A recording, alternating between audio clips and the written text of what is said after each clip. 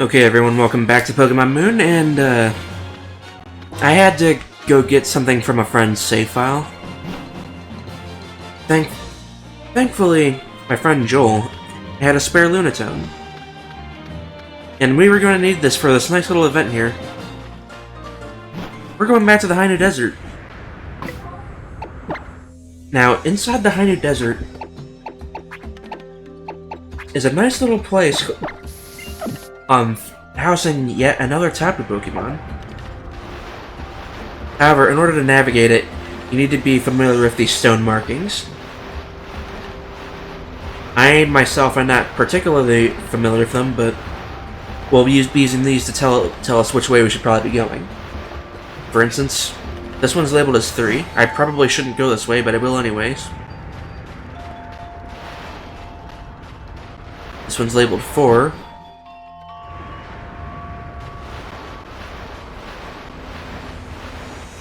And this one's labeled 2. Let's go this way. That one's labeled 3. That one's labeled 4. This one's labeled 1.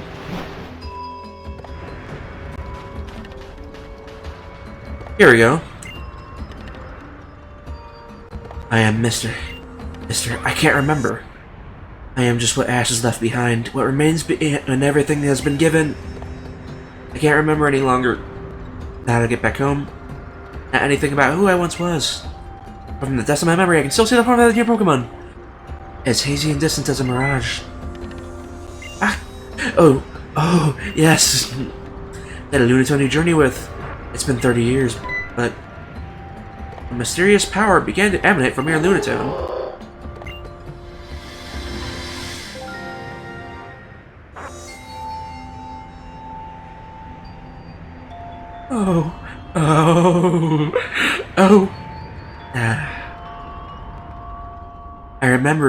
I've remembered everything.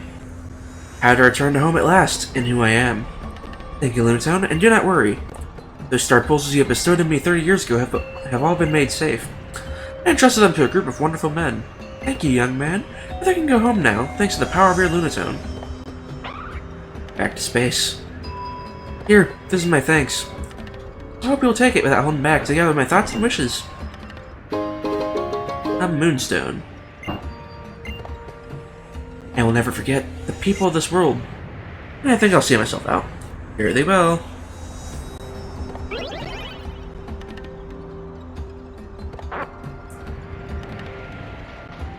Well then, that was a thing. Apparently Seymour the scientist was correct. Pokemon do come from space.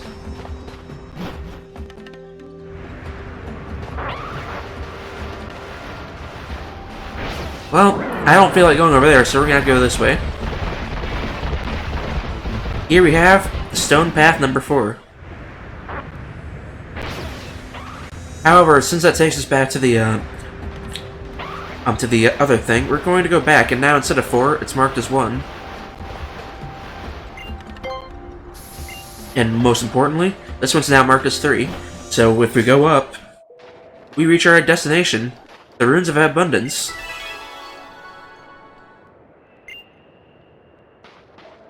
And inside this ruins is another Tapu Pokemon, the Guardian of the People. And the thing is, you only need... Darn it. And all you need to do is move this square block. Darn it. I wanted to move. And we move this one.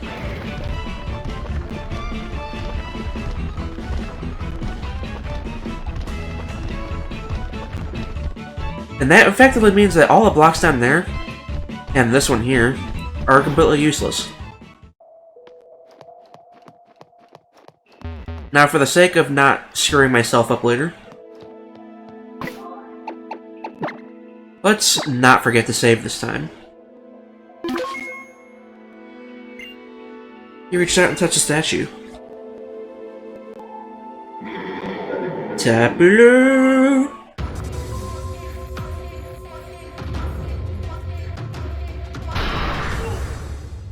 Tapu Bulu has appeared.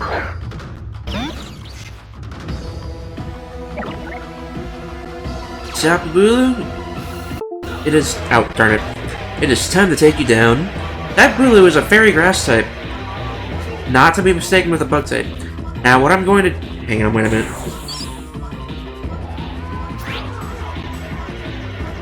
Oh, awesome. Perfect. I want to paralyze Tapu Bulu. It'll make it easier to catch later. Like, I thought... apparently, this move guarantees paralysis, which is really, really great. I thought I was going to have to spam Thunderbolt until it got paralyzed. But nope, all I have to do is get stoked.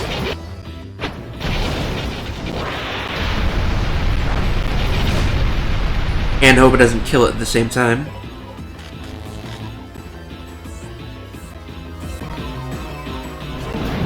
Oh yeah, I'm glad it got paralyzed, because there's no way Jewel's going to live through that.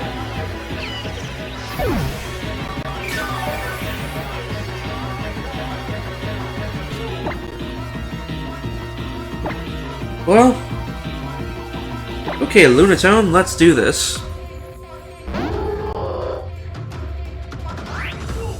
Now this Lunatone is awesome. If I can successfully catch it, and in a Dusk Golem, mind you, because it's nighttime, then this Lunatone is going to level up a lot. Though something tells me I'm probably not going to catch it in this one try.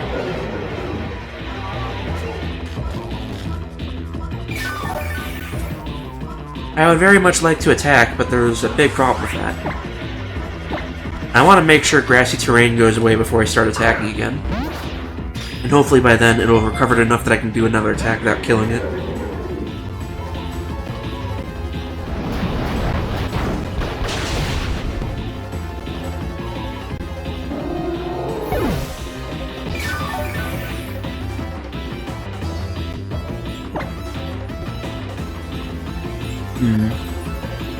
It's paralyzed, so...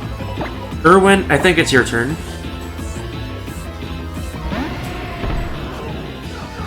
Because if I'm gonna have to do it like this, I'm just gonna spam smoke screen for a bit. The first time I tried to catch this ended up turning my game off, meaning I had to redo like a half hour's worth of gameplay. Was I accidentally burnt it, so it eventually died. I do have a Master Ball, but there's a Pokemon I want to save that for.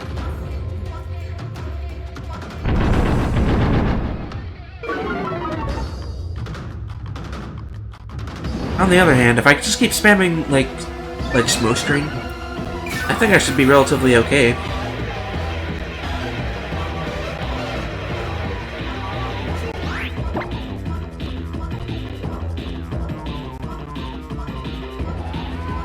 I'm honestly not sure if I trust Irwin not to kill it with Lava Plume.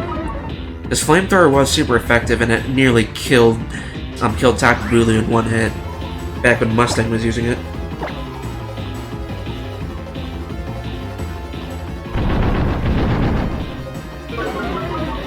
So yeah, I'm pretty certain that if I used Lava Plume, Tapu Bulu would probably die.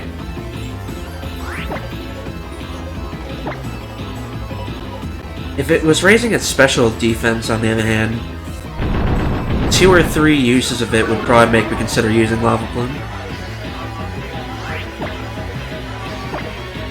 There we go, one more smoke screen.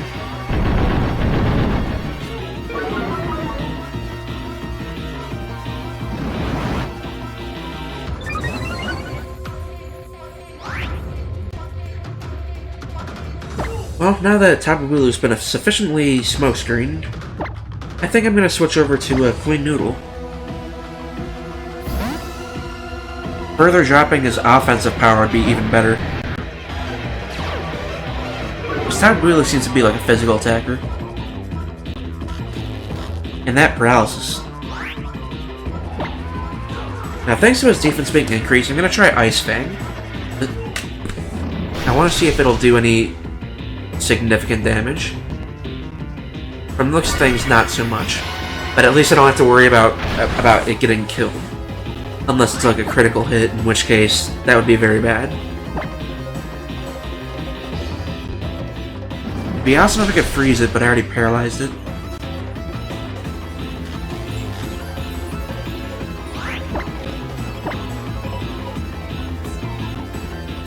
Maybe 2 more Ice Fangs? Actually, I think that's plenty. One more will probably kill it. I'm not chancing that.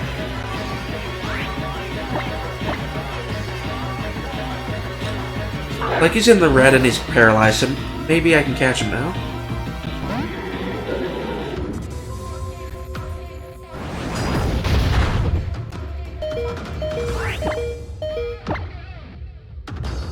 Alright, if I need to hit him with something, I'll have to use something not very effective.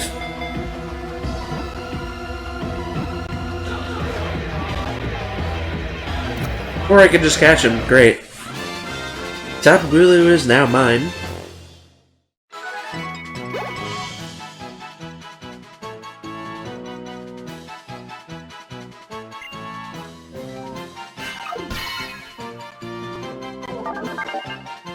Now just imagine if I did the Pokemon League with all 4 Tapu Guardians. That just wouldn't be fair. The Guardian Deity of Ulu is a lazy Pokemon. It commands plants to immobilize its foes and deals the savage blow with its horns.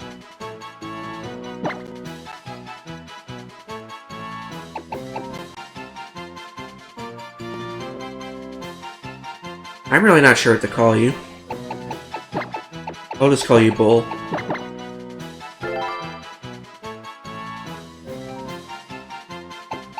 Now, what do you have as your stats? You know, this is probably one of the better natures you could have gotten.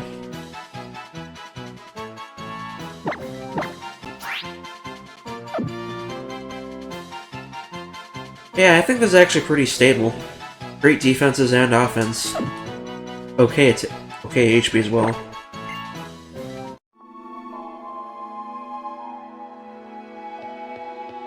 Well, we have caught the special Pokemon.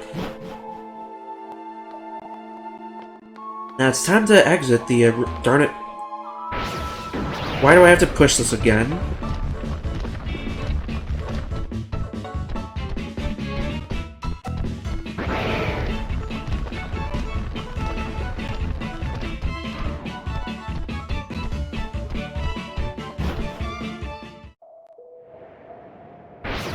Alright, now that we're out of those ruins...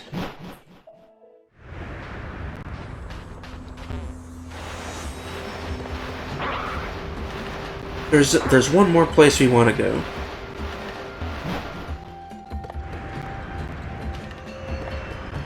This will take me to this guy.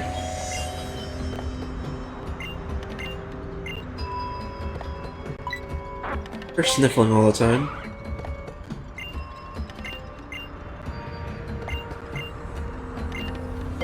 Burning brightly.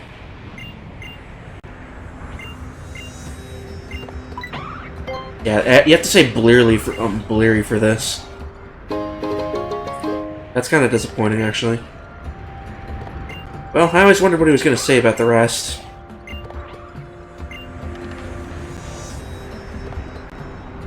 Well, anyways, I have to admit, I'm kind of lost. I'm not even sure how you get over there. Like, I'll let you know when I figure out how to get there.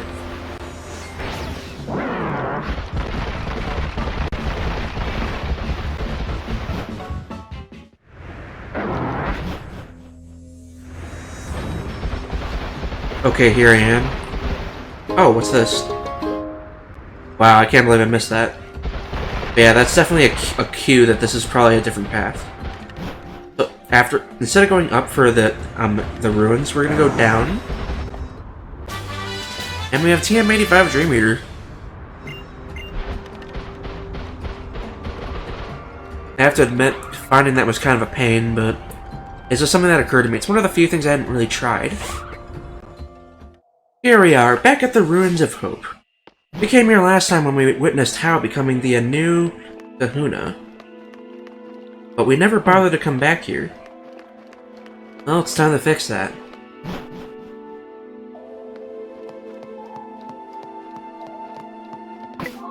It's time to encounter our final guardian deity. One that we've actually seen.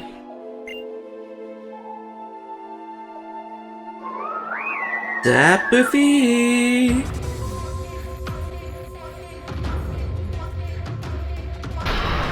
Tapu Fini. Looks like a mermaid in like an oyster shell. Or a clam. Now, Tapu Fini is a fairy water type. And needless to say, Thunderbolt would probably kill it, so I'm going with Psychic.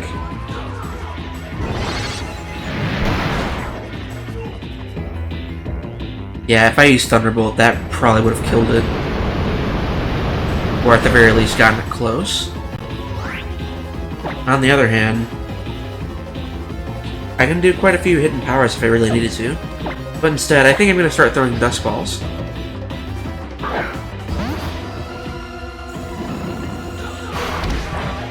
Well, that's probably the... Wait, what happens if you get hit with 1 HP with Nature's Madness? Oh, it kills you anyway.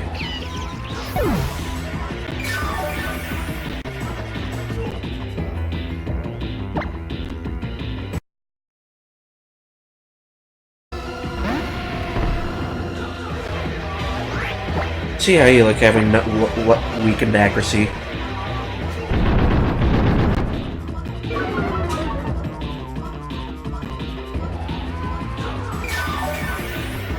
I doubt Tapu Fini has much PP left, but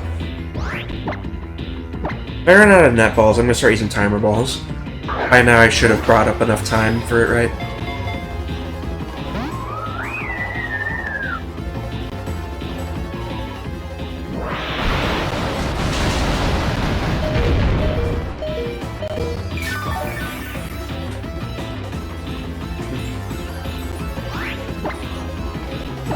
Let's see if I can get Tapu Fini burned.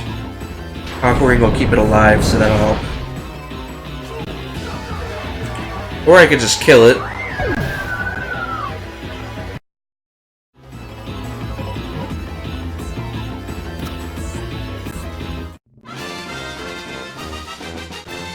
Alright, so I just started looking away, just mashing the Y button, and, well, apparently Tapu Fini just thought me being bored was enough reason to be caught. So Tapu Fini, or Fini. Tapu Koko looks the coolest though. Hot diggity, look at you, you're on fire, partner. You filmed all the Pokemon on a single page. We're playing bingo over here.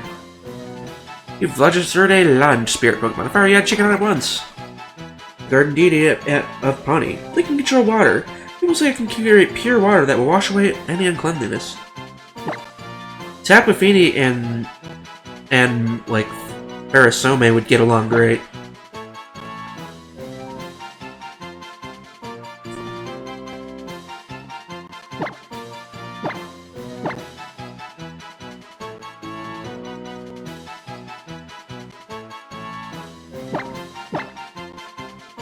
You are Fine. Let's send Fine to a box.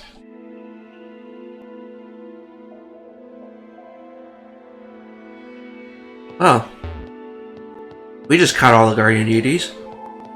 There's only one thing left to do now.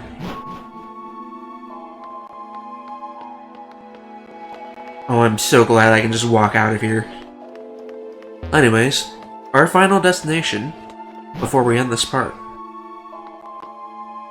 Remember when Looker said that he saw a Pokemon?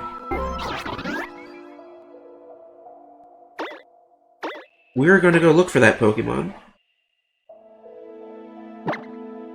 That Pokemon was seen over Melee Island when he was leaving the Malasada shop. That means that the area that you need to go to is very nearby there.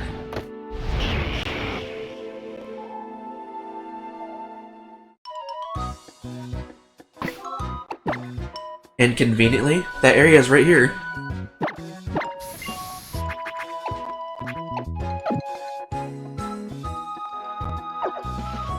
At the top of 10 Carat Hill, there's a nice little area.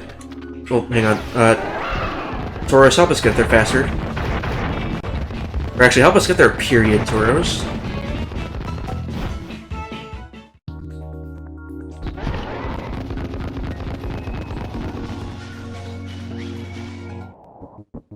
Here we are in the furthest area of 10 Carat Hill. Inside the grass, you can find a Necrozma.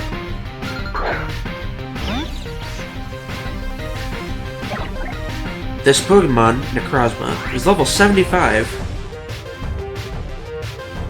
And it does bear quite a few similarities to an Ultra Beast, but unfortunately, it is not. In other words, that means any Beast Balls that you might think of throwing at it, like this one, will probably fail epically.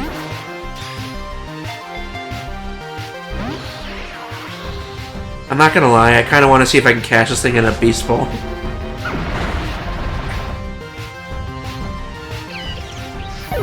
You know, I'm gonna see if I can catch it in a Beast Ball. And if I run out of Beast Balls, I'll throw my Master Ball. Like, now that I think about it, I just have to try this.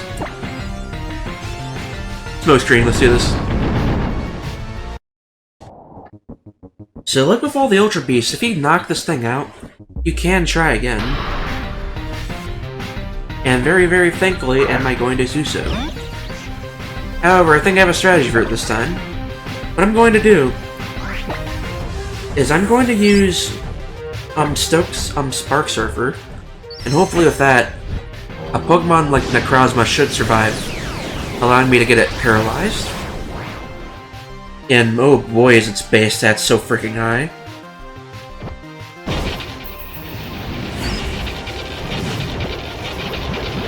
So Necrozma, are you ready to get stoked? Because I know I am.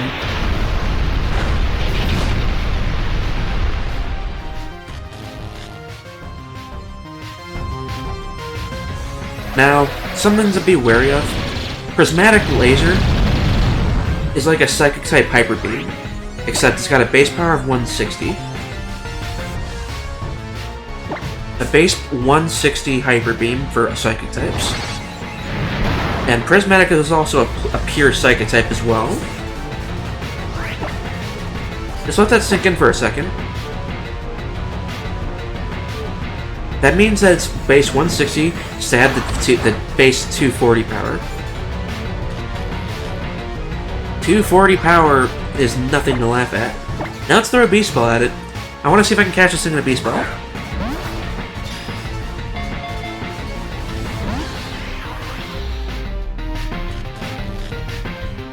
When you use a Beast Ball, it's not quite as effective for catching other types of Pokemon. But a legendary Pokemon like Necrozma, which already has like a catch rate of like 3. Wait, are you serious? I got 2 shakes off that.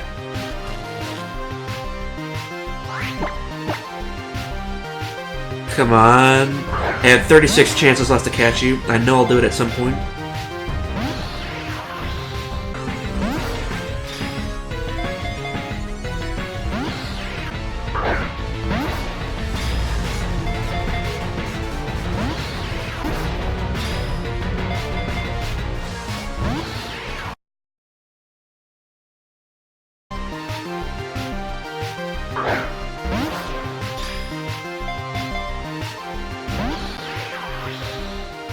Well, there goes all my Beast Balls.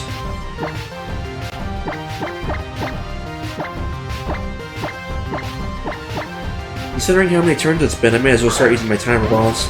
I'll never have a chance to actually use these after all.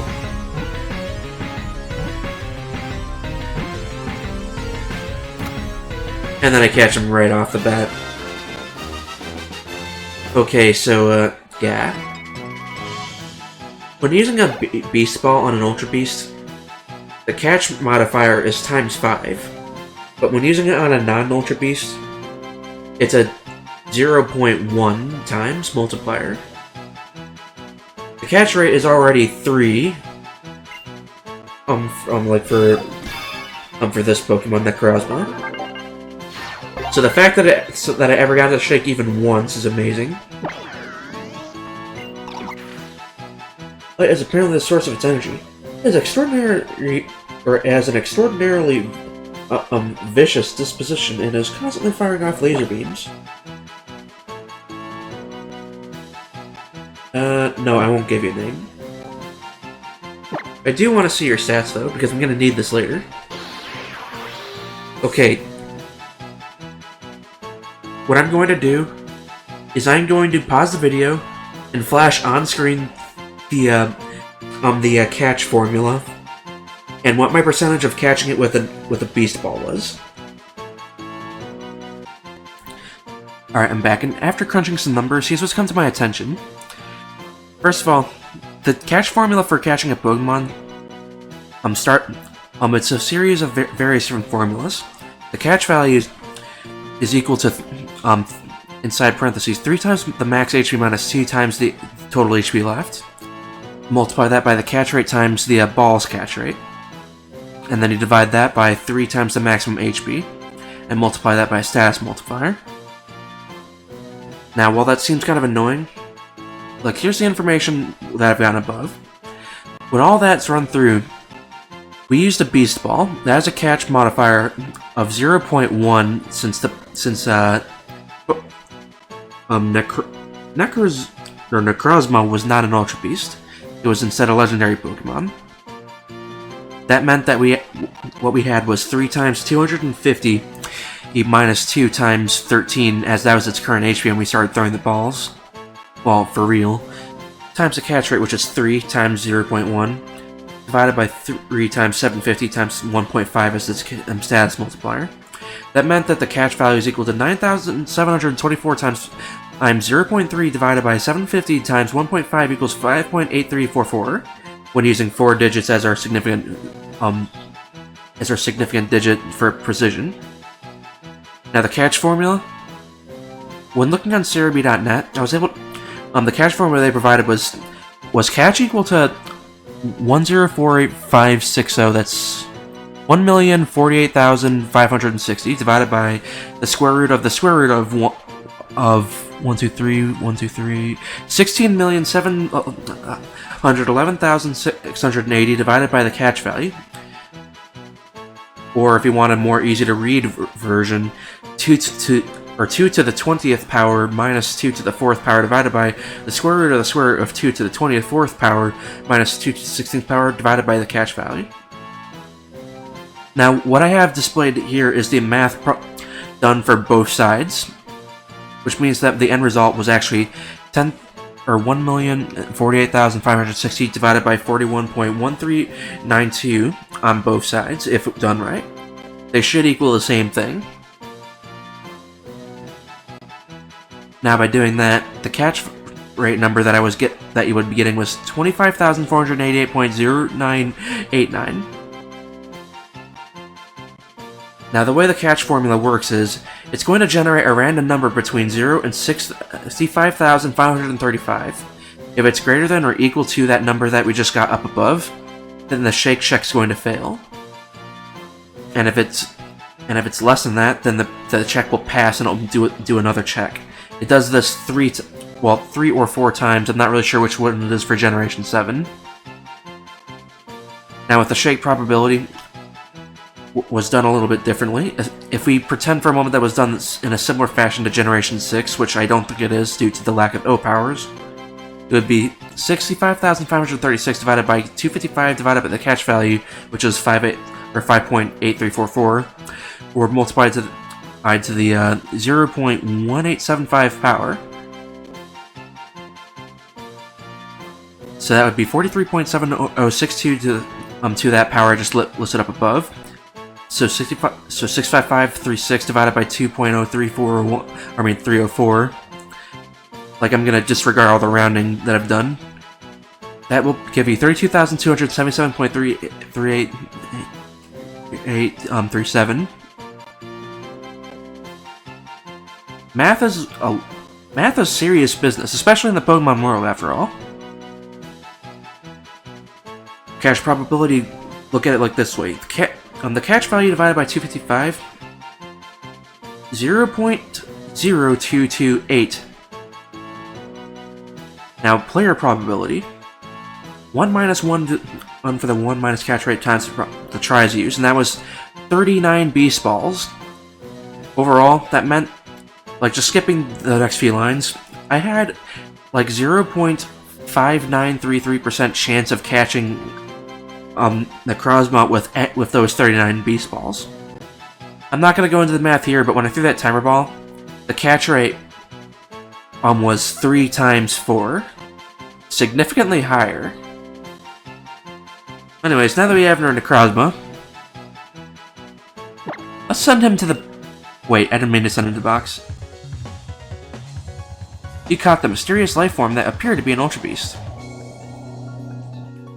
Well, how about we go meet Looker?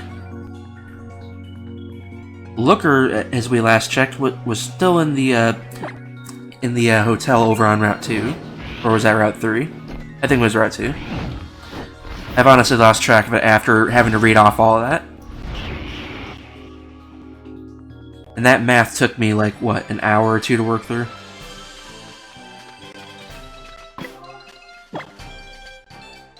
I'm not even sure if I still have max repels up. Okay, I do.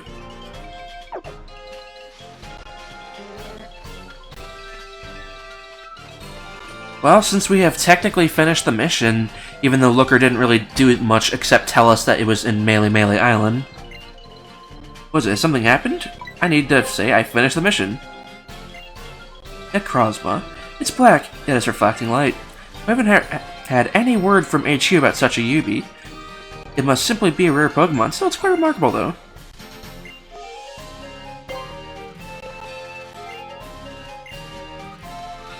So there's really nothing here.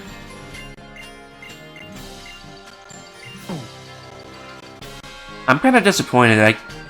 I thought for sure that he would do something, but nope. It's just an infinite loop. They didn't bother to program anything, any rewards for getting Necrozma except for, well, finding a wild Necrozma at level 75. Kind of ridiculous, actually. Very close to the highest level Pokemon you can find in the wild, and that would be Arceus at level 80. And I believe Deoxys at level 80 and Oras as well during the Delta episode. Or was it 70? I don't really remember. Well, anyways. That was quite literally everything that we could have done here. All we really have left are finding the rest of the Eevee users, which, quite frankly, I don't feel like doing, but I will anyways. The Battle Royale, and the Battle Tree. I'm just gonna go over this briefly. The Battle Tree is essentially the Battle Myson that I demonstrated back in Omega Ruby and Alpha Sapphire. Every 10 streaks, though, you will get to encounter another trainer like Red or Blue. However, this is only during the Super battles. Every time you encounter a Super Trainer, though, you can use him as a partner in the multi-battle, so it's definitely something worth going for. There's 13 special trainers in all, which I will list below. Next time on Pokemon Moon, we're gonna go hunt down the rest of the Eevee trainers, get our final Z crystal, and then at last, we're gonna go give the Battle Royale and the Battle Tree a little bit of shot. See you next time.